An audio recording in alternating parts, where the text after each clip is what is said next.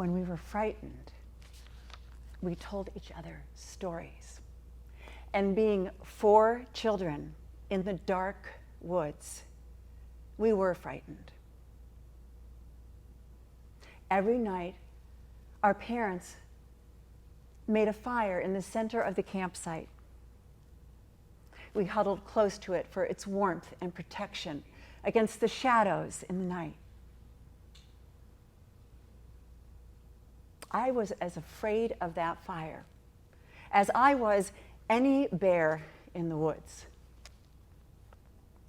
We're on our way to a new place, riding day after day, camping under the stars at night. Father's warm hand tucked us in at night, and Mother would read us stories in her soft, soothing voice from the Bible, or fairy tales about a prince traveling a long distance to meet his princess, happily ever after. Waking to a brand new day, to the song of birds, we'd pack up our things and travel on. It was hard to find food. We went hungry. Mother grew tired. When we finally got to the new place called Maine, the air was cool and crisp, and there were trees, lots of trees. Father built us a house from the trees. The winters were cold, bitter cold, with snow, lots of bright white snow.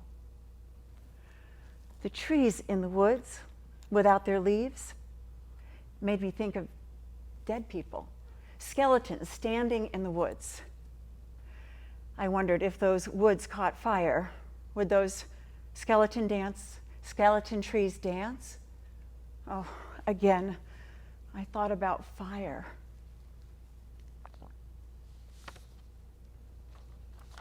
In the winter, Father would build us big fires in the morning to rid us of the chill that had settled into our bones after sleeping. Like the campfire, beautiful, but don't get too close. It was easier to get up in the spring and summer.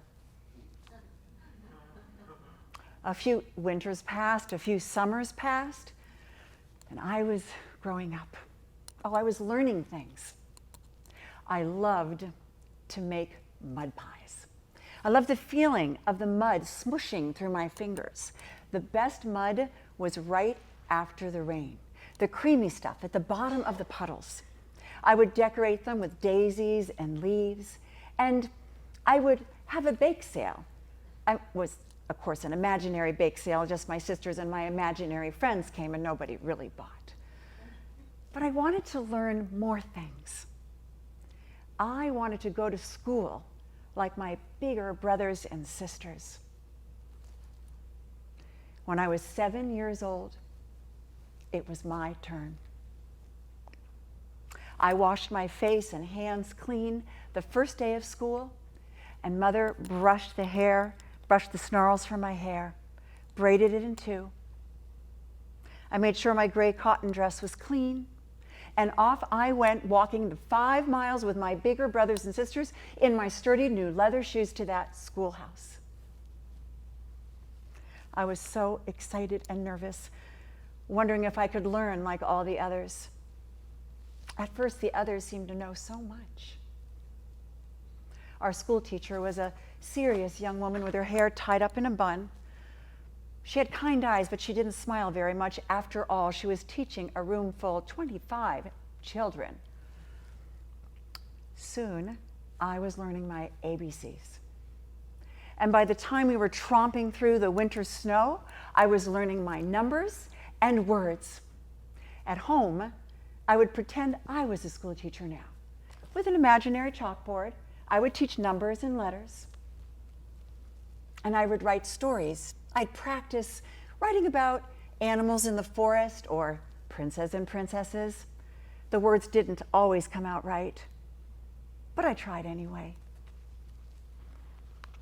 I went to school until I was 12. Then one day my father took me aside in the yard under an oak tree. I was just a little thing. I stood gazing up at him. Mary, I found some good work over Smyrna way. There's a young couple that needs help with their chores. They seem like real fine folk. You know we'll always be family, but it will be easier with one less mouth to feed. Oh, I had a funny feeling in my heart. I didn't want to leave my home, Fred and Suze and Annie and my mother and the others. I didn't want to be alone. Do you understand, Mary? I wanted to cry. But he was waiting for an answer. Yes, Father. The first day, I didn't say a word. The man I worked for, Mr. Clark, must have thought I was backward, not very smart. His wife was warm and friendly, so her kindness got me eventually talking a little bit. I could understand why Father sent me to them. Their house was much bigger than ours, and there were a lot more chores. The house seemed very quiet, especially in the morning when I was used to being silly with Suze and Annie. There were horses in the barn. I loved to ride to market. That is, after they taught me how. I learned to understand those horses. I could even make them stop. But there was one thing that I could never understand, nor could I stop them. Those darn headaches that I started to have. They came when they want to, hurting so bad I thought I might die. A raging fire in my head with no way to put it out. The Clarks were understanding. I would lay there listening to the birds chirping, wishing that I could be happy like them. They'd say, just wait until it passes and the chores will still be there. One day, when I was headache-free, a tall man with sandy hair came and asked to speak to Mr. Clark. As they stepped out into the yard, I pressed my nose up to the screen with curiosity. Mr. Clark turned around and said, Mary, this man would like to have a word with you. I walked out very slowly, as shy of strangers as I was. He said, your father sent him. They're looking for a teacher over the Smyrna way. Me? A teacher? He said that your father went on about how much you love learning and how good you are with children, having so many in your own family and all. Father said all that? I thought he wanted me to be a servant girl. Oh, my mind raced, but my heart felt like it stopped. And I thought for a moment, and I said to the man, I would very much like to take the job. But I wondered how the Clarks would do. Oh, Mr. Clark smiled and said they'd just get on fine. I was to start in the fall, teaching a room of 25 children ages 5 to 17. I'd been keeping up with my learning in my spare time. I knew it would be a lot of work, but I thought I was ready. I was, after all, grown up, 16 years old. On the first day of school, Alf Townsend met me in the door to the schoolhouse. Alf was 12 inches taller than me. Now, most of the children, even if they were bigger and older than me, were very respectful. They wanted to learn. Alf Townsend was an exception. He was a tall, scruffy, impatient 12-year-old who liked to talk out of turn and pull the girls' hair. Now, all in all, it was a pretty good year, except for my headaches. On those days, the parents would have to sit in for me. towards the end of the school year, I lost all patience with Alf Townsend. He tripped a little girl, and I ran out into the schoolyard after him, hopped a fence, and just as I thought he was about to outchase me in the road, a man came by with a horse and buggy, and Alf stopped right in his tracks. As I was dragging Alf back to the schoolhouse, I looked up at the man and thanked him. His sparkly blue eyes smiled, and he laughed, and he said, "You're welcome."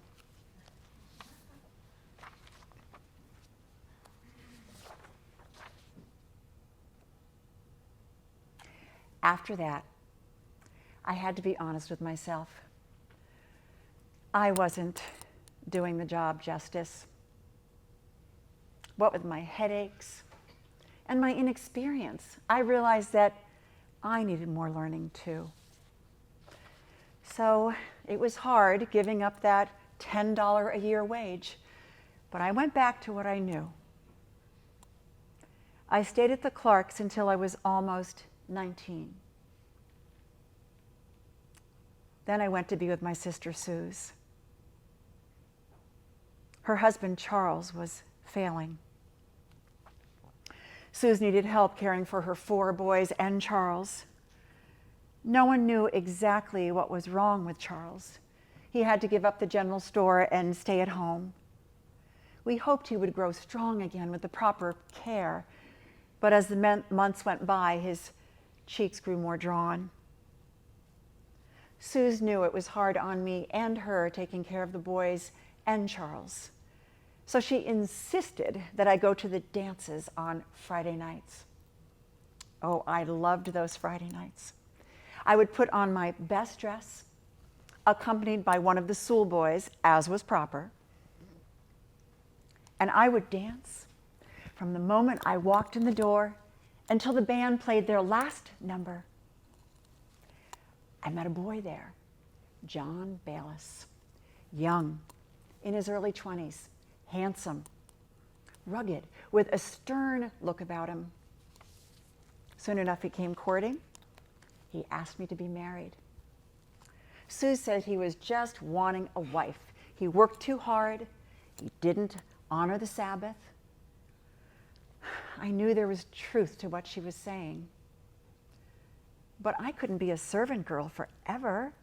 So I just prayed to God that I was making the right decision.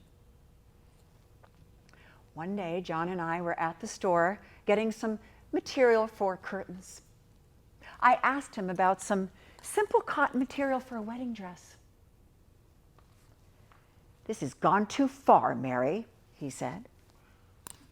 I replied, "You're right, John Bayless.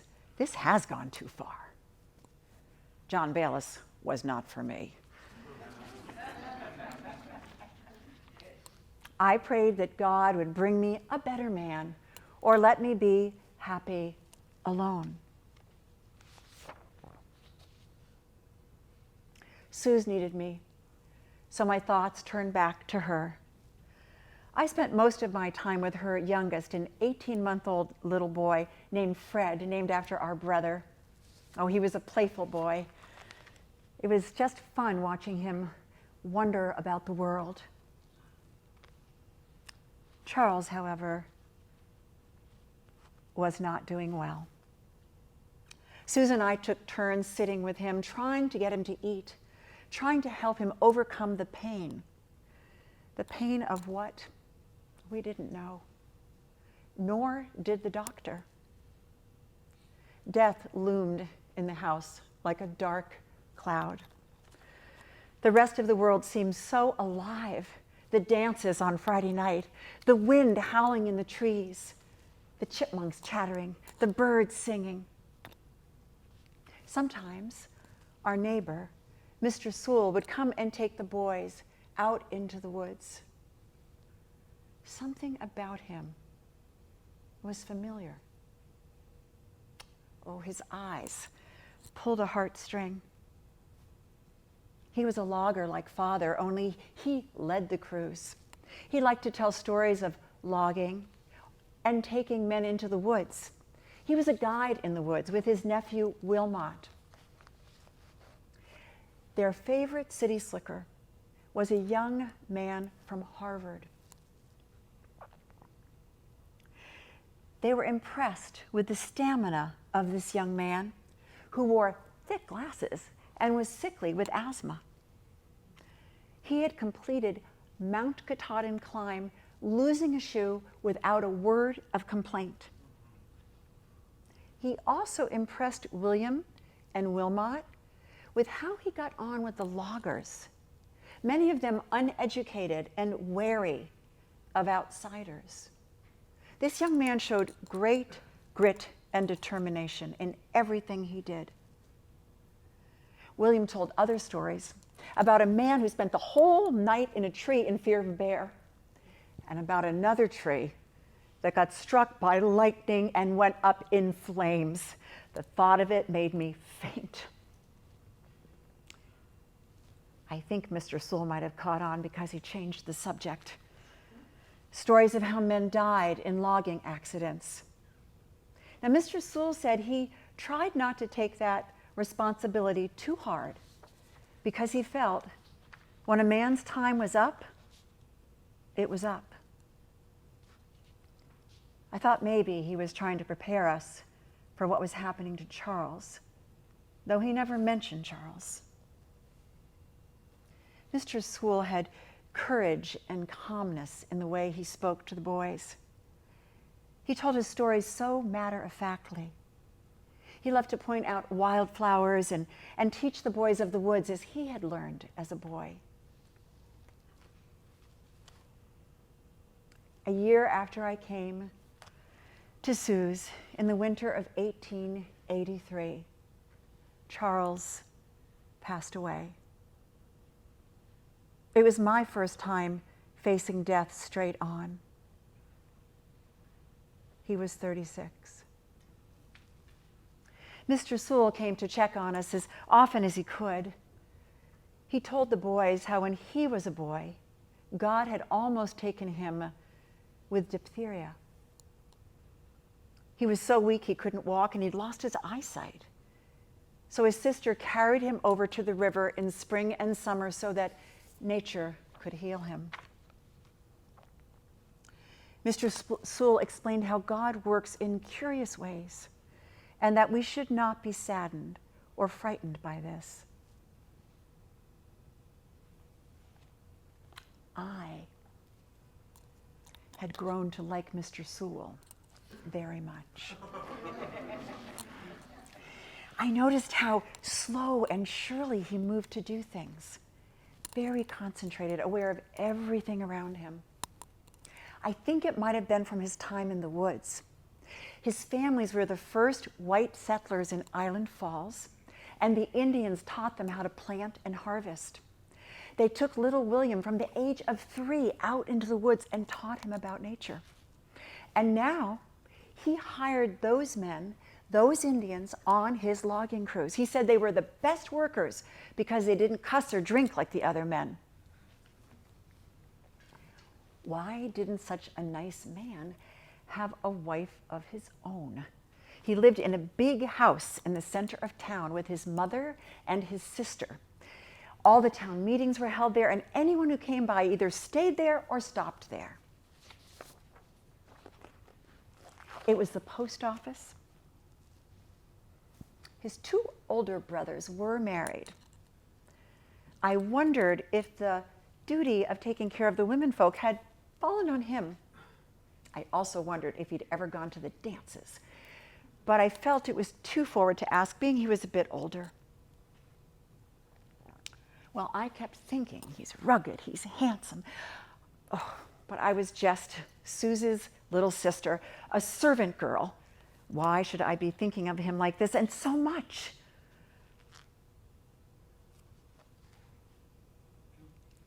About 6 months after Charles died, Suze and I were planning a seamstress business in the kitchen one morning when Mr. Sewall came by.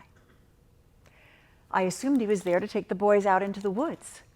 But when I turned to fetch them, I realized only young Fred was at home. I wasn't looking for the children this morning, Mary. I was hoping to have a word with you. Mr. Sewell had never asked to speak with me alone. We walked out into the yard. It was a cool autumn day. We stood under an oak tree with leaves on the ground. And for the first time, Mr. Sewell seemed unsure of himself. Mary, I'm not very good at things of a personal nature. But would you be my wife?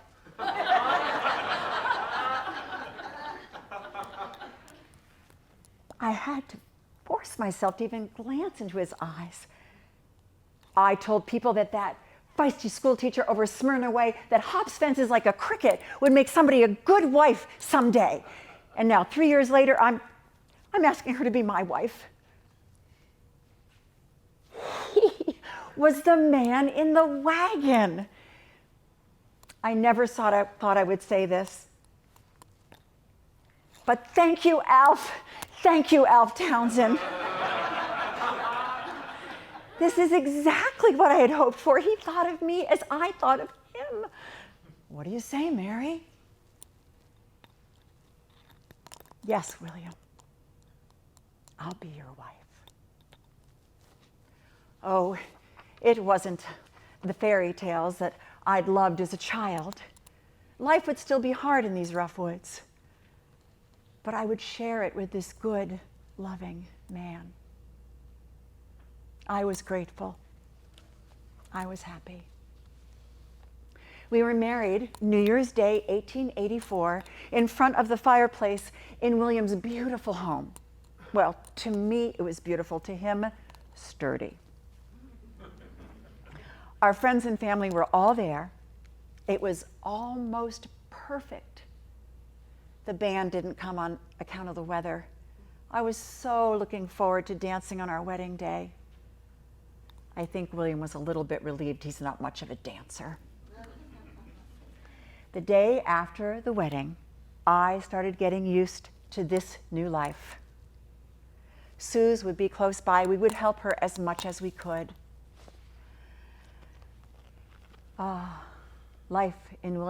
Getting used to life in William's home took time. The fireplace where we were married now just became another fearful place of those flames in a wooden house.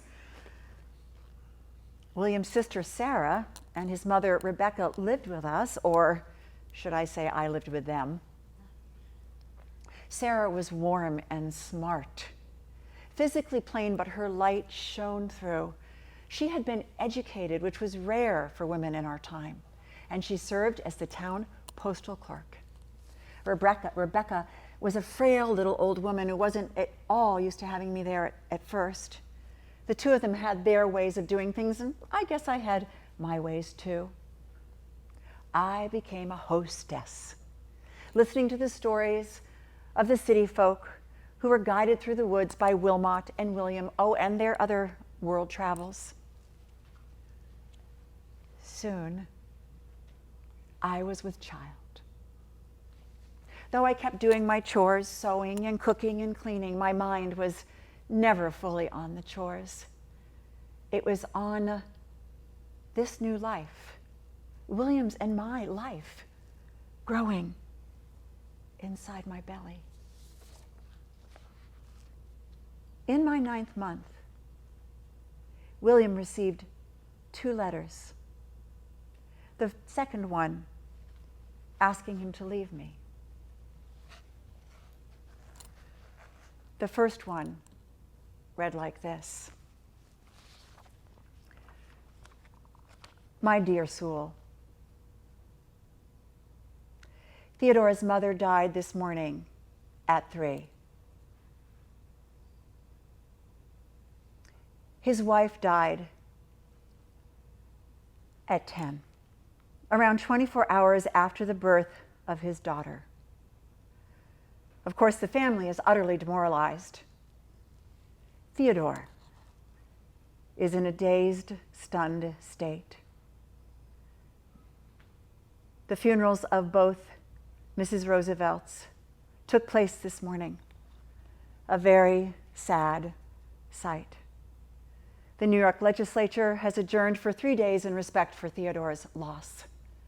Yours truly. 3 weeks later, the second letter arrived. My dear Will, I was glad to hear from you, and I know how you feel for me. It was a grim and evil fate, yet I have never felt that it did any good to yield or flinch for any blow, nor does it do any good to cease from working. I have thought of you often. I hope my Western venture turns out well. If it does, you will do well for yourself by coming out with me.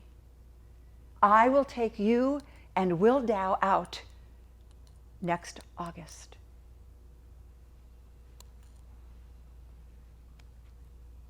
Theodore was writing about the Wild West. I could see that William was not only flattered, but excited. Many men were filled with adventuresome fantasies of the West. Theodore was able to afford it. William saw this as a great opportunity. He left immediately to discuss this with Theodore. The day he left, I worried about 2 things. I worried about living in the West for the rest of our lives, leaving the land which I had known most of my life. I also worried that William had made his adventure more important than ours, the birth of our firstborn child. In the afternoon, I went out into the yard and I planted a maple seed to represent the seed that William and I shared. It soothed my nerves.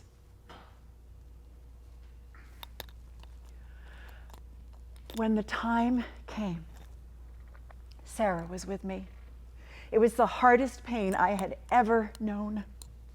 After an eternally long night of labor, Lucretia de Sewall was brought into the world. My joy holding my new infant in my arms was only matched when William walked into the room, letting me know that he had arrived just before I started my labor and had sat waiting anxiously outside the door. Lucretia was ours. She had his blue eyes, my nose, and I was his wife, for better or for worse. William waited a few days, then told me what he and Theodora had discussed. He and Wilmot would build the ranch. We women folk would come in a year. It was now early May. They would leave by the end of the month so as to be there by August.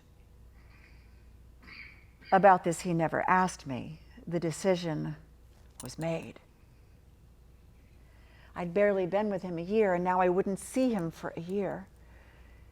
He promised to write, and he did every Sunday. I would hold Kitty in my arms and read his letters to her. In January, he wrote, "Dear Mary, we are not suffering from the heat."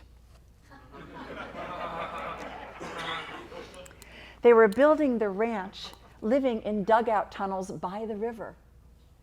And when their noses got to freezing, they'd have to take a break until the weather broke. He told me how the land was so different than our lush green pastures. It was dry desert and hot in the summer. I began to understand why they called it the Badlands. I was restless to see this new place and to meet Theodore, who I'd heard so much about. Many were drawn west in hopes of striking it rich. Others were challenged by that wildness. There was little law and order. Though I had often dreamed of traveling, the more I learned about this country, the more I yearned to stay home in Island Falls.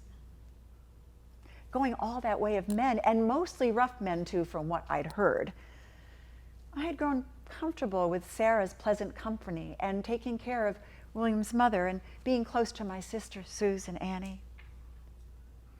What if I had to stay there to my dying day, me, a rancher's wife, away from my family and my family's land?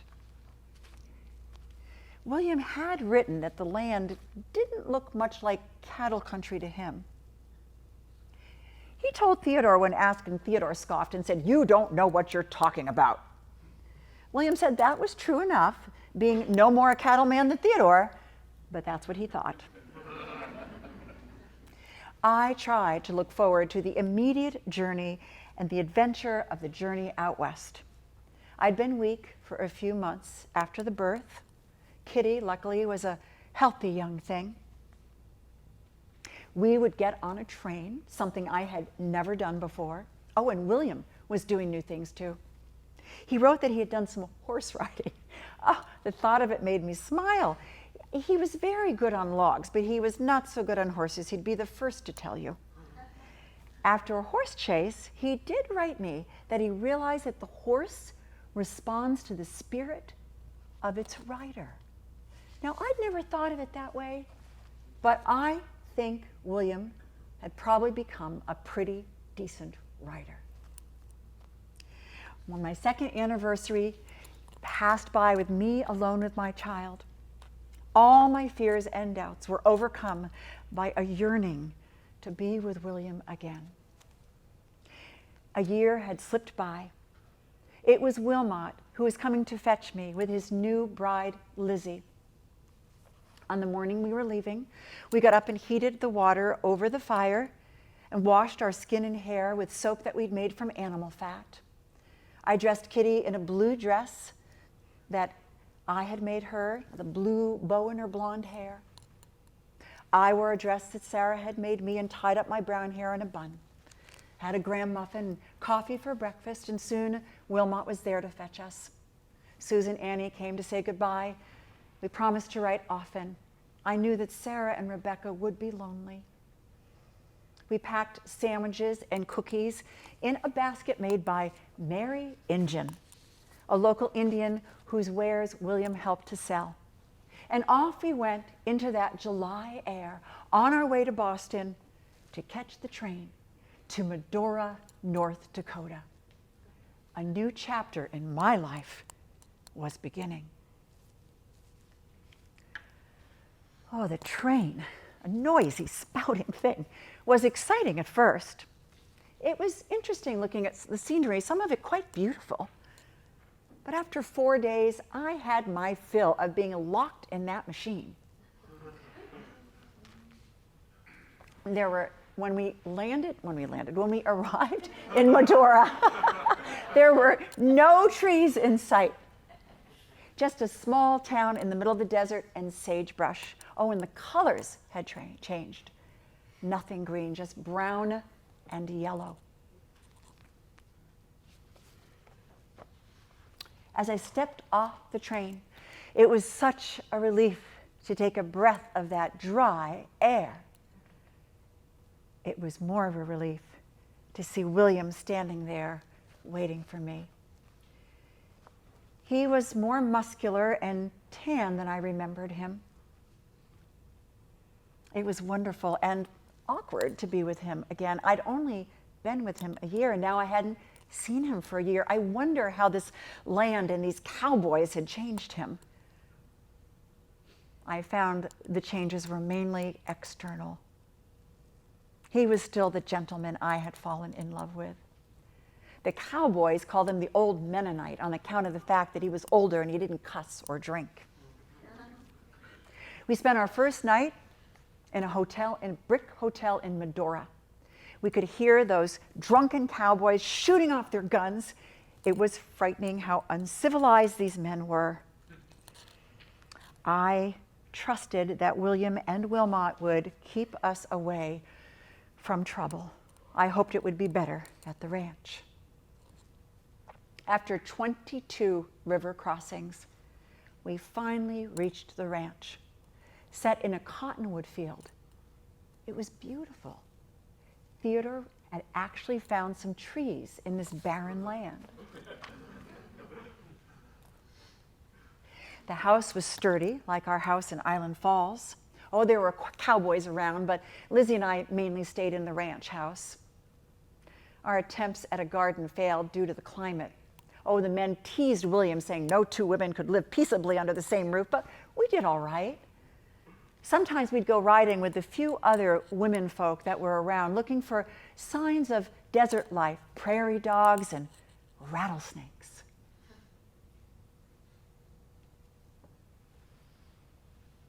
Oh, it's so hot.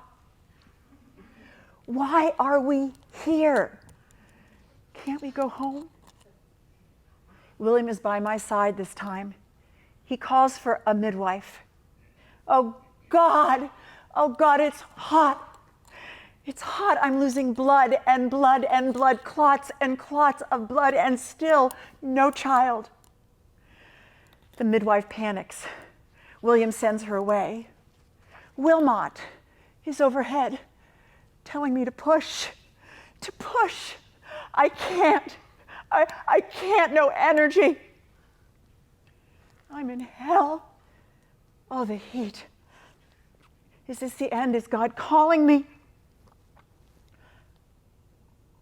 The cry of an infant. I'm losing consciousness. Someone gives me water. Water. I hear William.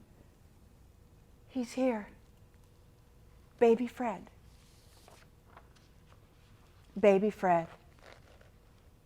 Our Badlands baby. Wilmot saved my life, as he had many a farm animal as they delivered their infants.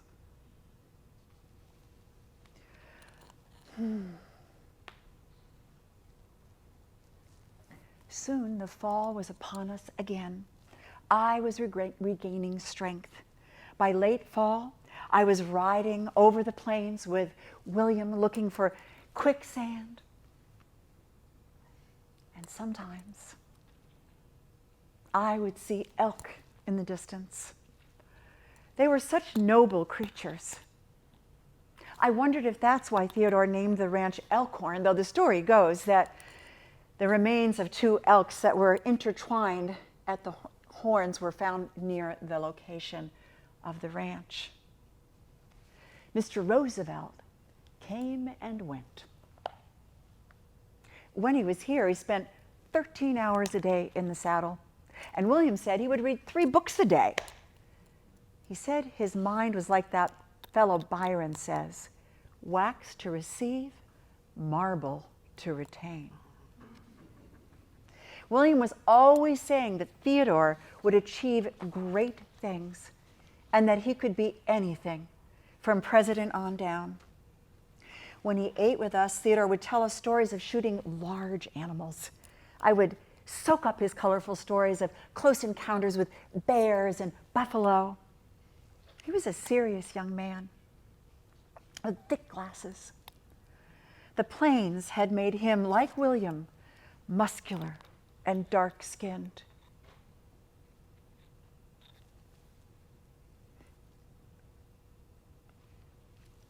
These plains had done a great deal to heal our grieving friend. They came from different worlds, Wilmot, William, and Theodore, but they shared the man's world. Their biggest adventure came the winter after Fred's August birth. when some thieves stole their boat. Theodore wanted to grab horses and give chase, but William, in his way, said, "No, Theodore, how can we catch them if we're on horseback? It'd be better if we made a boat."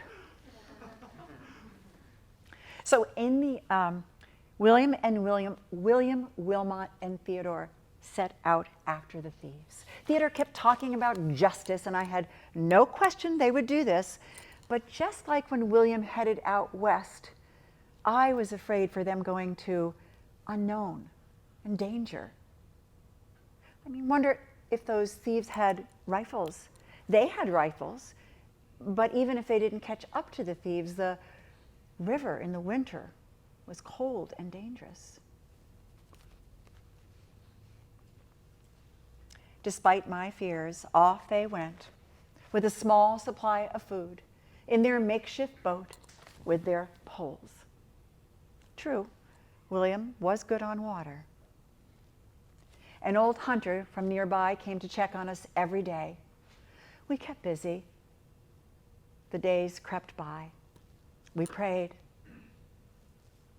1 week went by,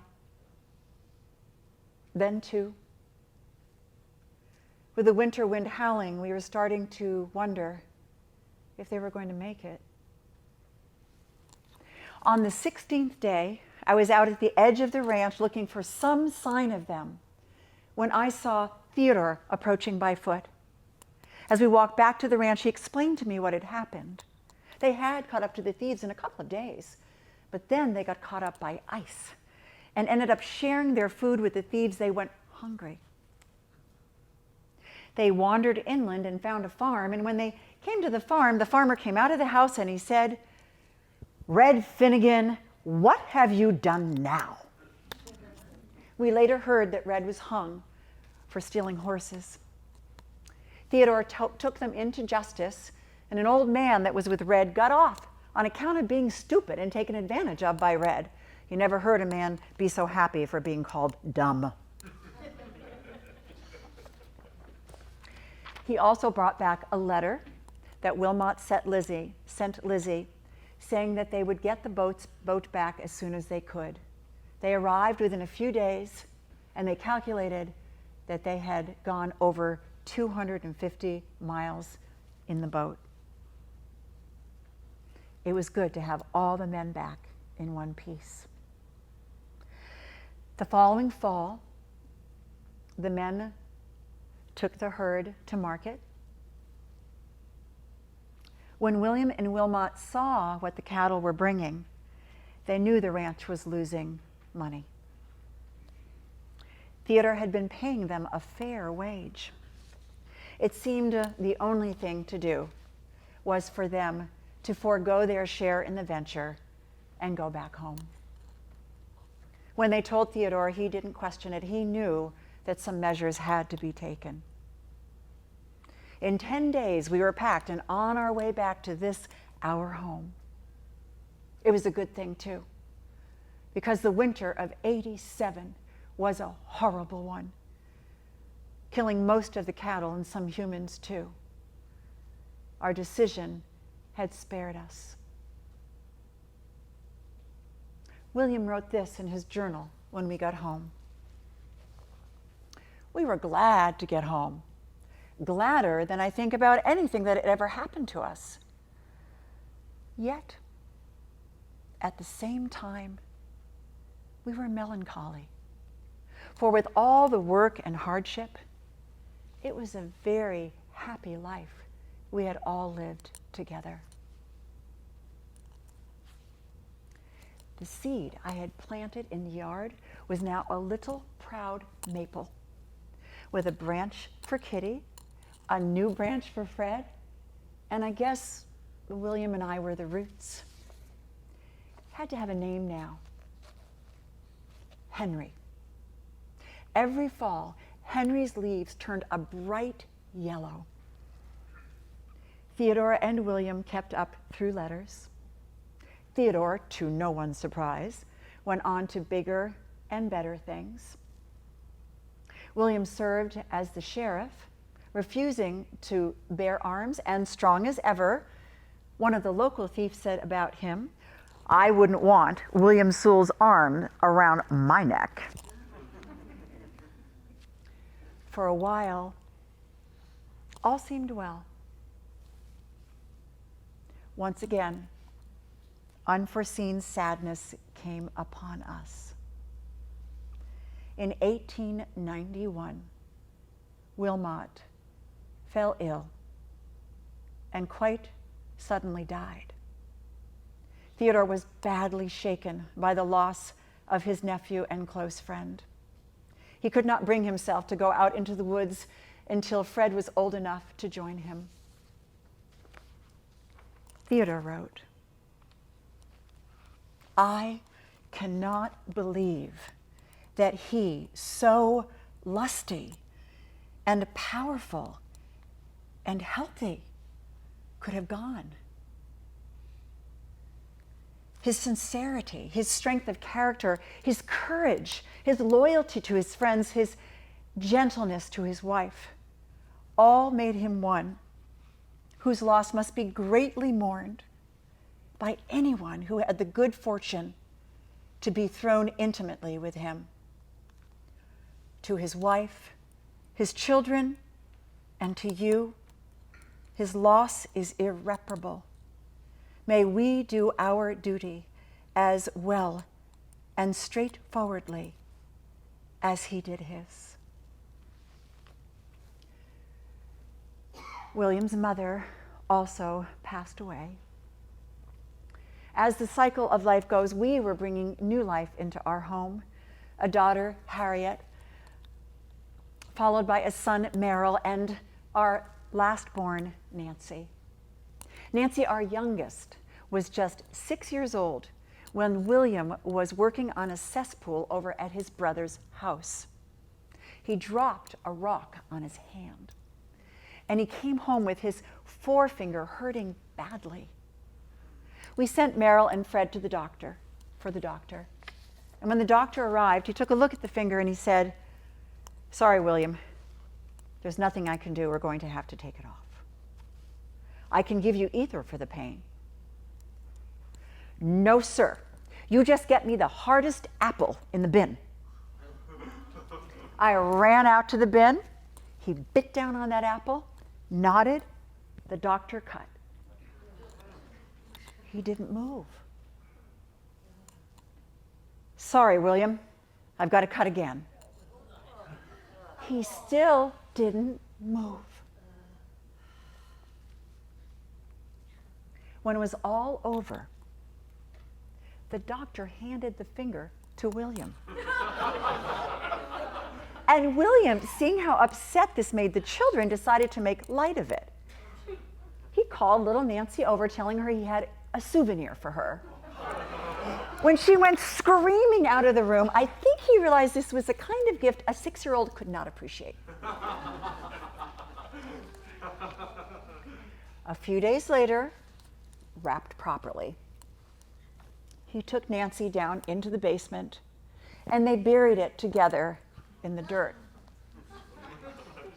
He took her up in his arms, and he said, "Little sister, this house is built on honor. This is the foundation of our home.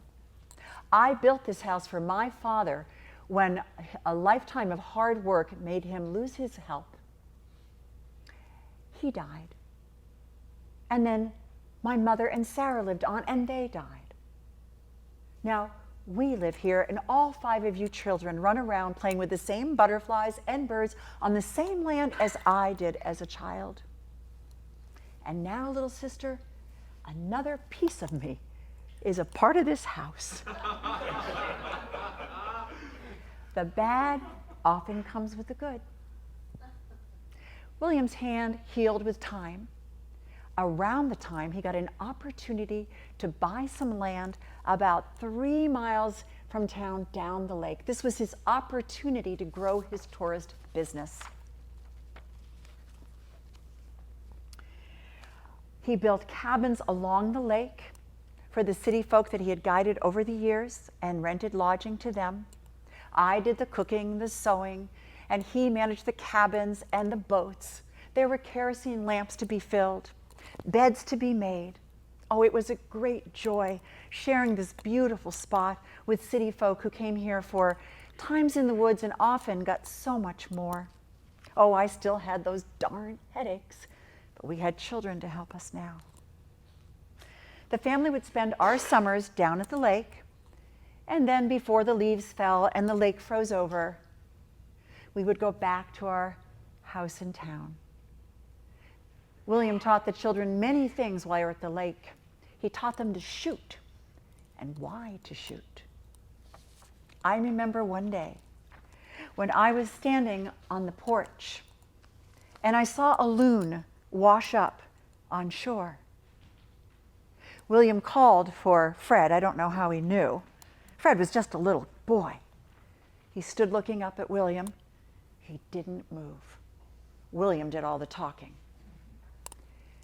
I'll never know what William said, but Fred never lacked respect for the wild again.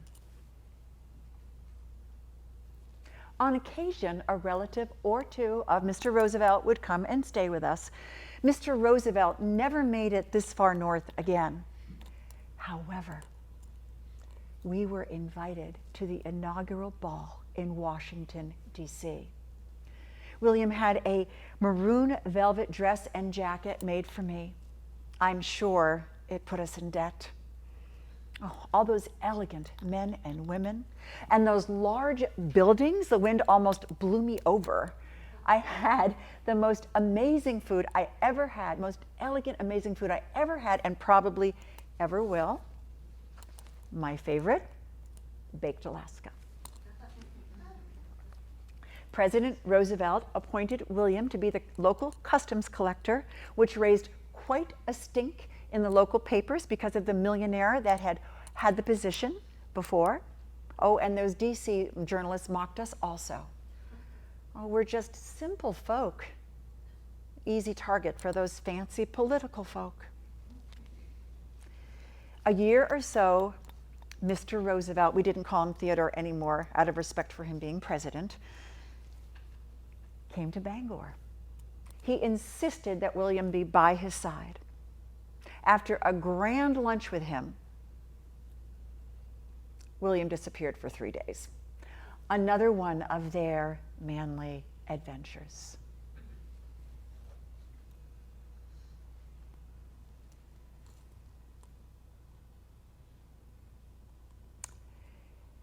In 1919, William got word that his friend,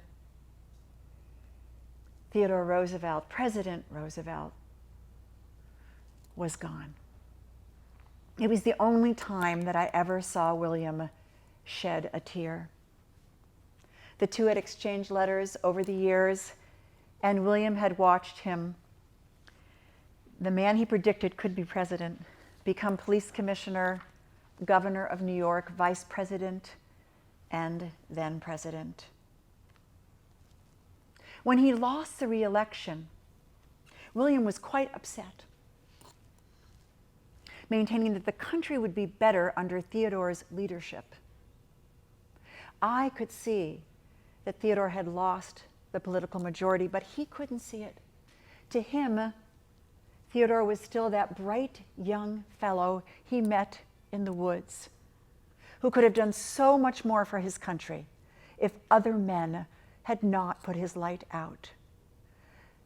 President Wilson had denied his request to command a new division, and soon after, he lost his son Quentin in the war. When he heard the news, William took off his hat, which was always on, placed it over his heart, and wept. He'd kept all of Theodore's letters, and he'd take them out at night often and read them. Nancy was in school in New York, so he traveled down to Oyster Bay to Theodore's grave. My sister Suze passed away, giving birth to her 7th child. These deaths hit us hard, but we always kept working. William built 4 more cabins at the lake, which meant more work for me. William had grown into the nickname he was given in North Dakota. He was now truly my old Mennonite. We were both slowing down a shade. William felt honored to be invited back to the White House to be a member of the Theodore Roosevelt Memorial Association. His last trip was to New Jersey, to a boys' camp to teach those boys the nature skills that he had taught a young Theodore. He honored his friend, and those young boys honored him. Back home in 1928, William slipped on a wet canoe rack and came up lame. He was never the same again. By then, all of our children were married. The girls had moved away. Meryl had married the local minister's daughter, a very fun-loving girl. And Fred was more like his father than William wanted to admit. He had hoped that he would go off to college, but he'd bought a potato farm and stayed right here in Island Falls, working in nature all his life. Over the years, I had watched that maple tree grow. It endured some harsh winters and even the trampling from a traveling circus. I had always wished Henry's leaves would turn red. I guess I just wanted an extra splash of color in my life.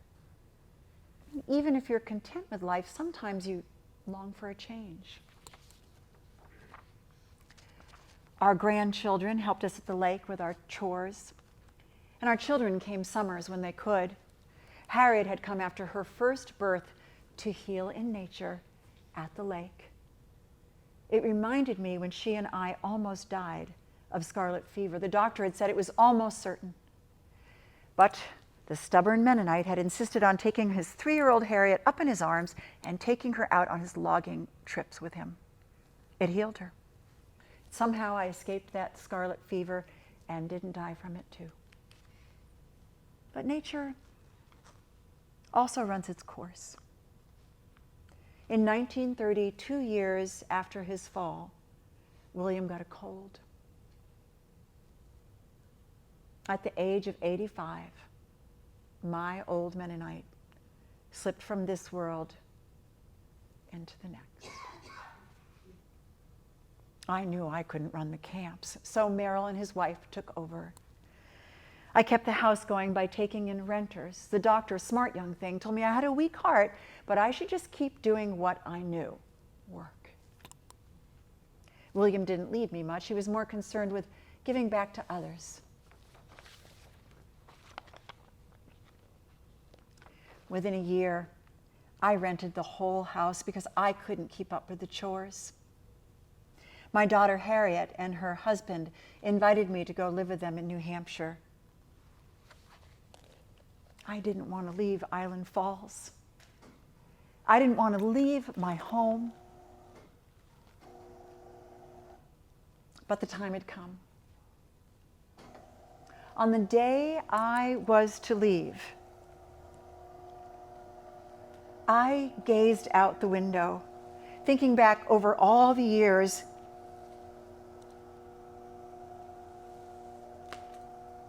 when suddenly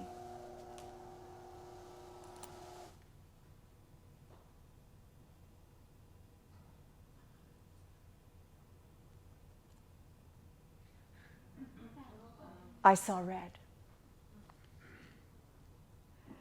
As if to let me know who had answered my prayers, the red was only in one area of the tree, and that area was in a cross. After all these years, I had been given a sign that all the love, the time, the honor, the loyalty that had gone into this home was not lost. Henry lives on. Living with my daughter, her husband, and my grandchildren was very nice. I tried not to complain about missing my home, Island Falls, or most of all, William. Each night, my little grandson, Donald, would walk me upstairs to bed. Truth be told, I needed his help. He acted as if it was the best time of his day. Like his grandfather and I, he made his chores an act of love. Sometimes I asked him to read me a poem that brought me calm to sleep. It went like this. The mossy marbles rest on the lips that he has pressed in their bloom. And the names he loved to hear have been carved for many a year on the tomb. I know it is a sin for me to sit and grin at him here. But that old three-cornered hat and those breeches and all that are so queer.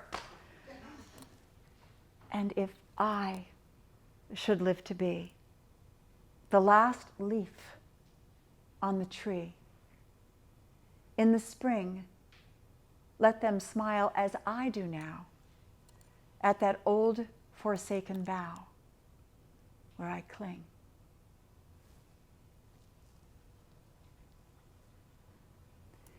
On May 7th, 1933, my great-grandmother Mary Sewall's tired heart stopped, and her spirit left her body.